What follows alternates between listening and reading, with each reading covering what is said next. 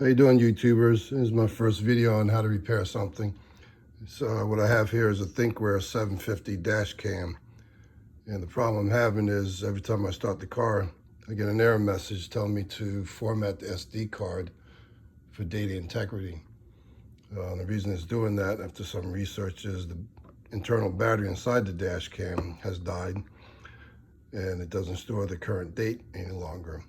So there was a workaround on the internet saying you could pop out the SD card and put it in your laptop and go in a Word file, open up the bin file and change it to a date in the future, and that would solve it. Well, I tried that, and every time I start the car, the camera would reset the date to 2016. So if the date's greater than 2 weeks old, you get that message every time you start your car.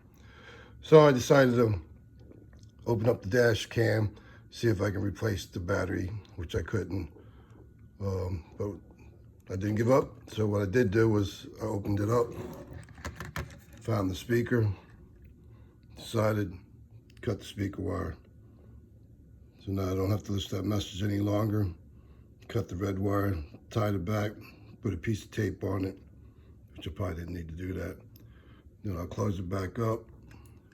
That should solve the error message. You won't hear it any longer.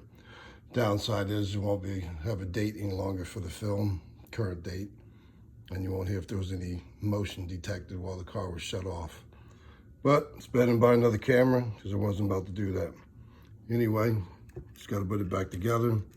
4 screws, 4 inserts covering up the screws. Not the end of the world. When I opened it up, I did have to pry it a little bit. You probably will too, which I did on the back side. Couple little marks, but I did on the back. You won't see it. Put the 4 screws in, put the plugs on top.